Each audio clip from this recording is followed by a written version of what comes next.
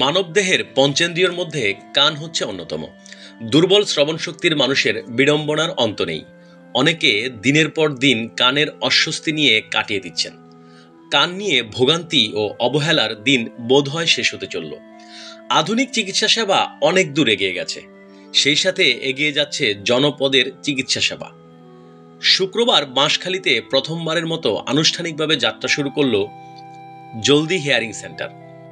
বাঁশখালীর কৃতি সন্তান আনোয়ার খান modern medical college হাসপাতালের নাক, কান ও গলা বিভাগের বিভাগীয় প্রধান প্রফেসর ডাক্তার আলমগীর চৌধুরী বাঁশখালীবাসীর জন্য এ সেবার দ্বার উন্মোচন করেছেন। সরেজমিনে দেখা যায় আধুনিক মেশিনের সাহায্যে দক্ষ টেকনোলজিস দ্বারা রোগীর শ্রবণ শক্তি পরীক্ষা করা হচ্ছে এবং সেই অনুযায়ী তাদের সেবা প্রদান করা হচ্ছে। উদ্বোধনী দিনে অন্যান্যদের মাঝে উপস্থিত ছিলেন জলদি হিয়ারিং সেন্টারের প্রতিষ্ঠাতা ও চেয়ারম্যান অধ্যাপক ডাক্তার এম আলমগীর চৌধুরী, সমাজসেবক ওয়াহেদ হায়দার চৌধুরী, বাঁশখালী মাতৃসদন হাসপাতালের চেয়ারম্যান জাফর আহমদ, মোহাম্মদ ইলিয়াস মনু, সাংবাদিক রিয়াদুল ইসলাম রিয়াদ, মোহাম্মদ ফেরদুস প্রমুখ।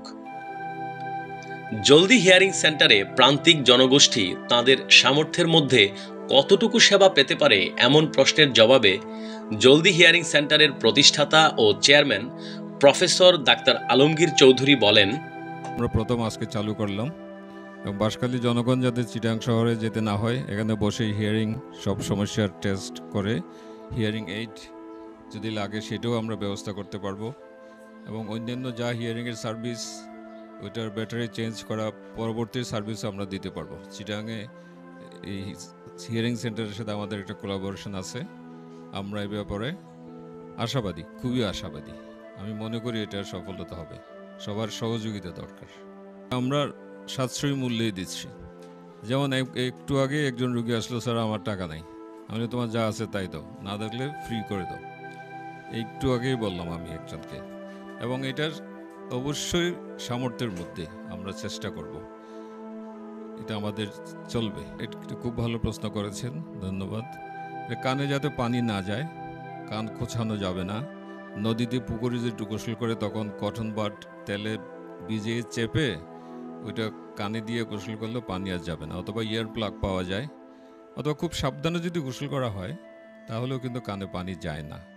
আর সর্দি হলে নাকের সাথে একটা কানের টিউব আছে, ওই টিউব দিয়ে ইনফেকশন কানে চলে যায়, মধ্যকর্ণে পানি জমে যায়, তখনও মানুষ শুনতে পায় না। আজকে যেমন মনে করেন এই তরুণ বয়সের 3-4 জন রুগী আসলো, ওরা কানে শুনে না। একজন তো মহিলা, ওর বিয়ে দিতে হবে এখন, এবং বাবা মা খুব চিন্তিত। আমি বলি ইনশাল্লাহ ও শুনতে পাবে।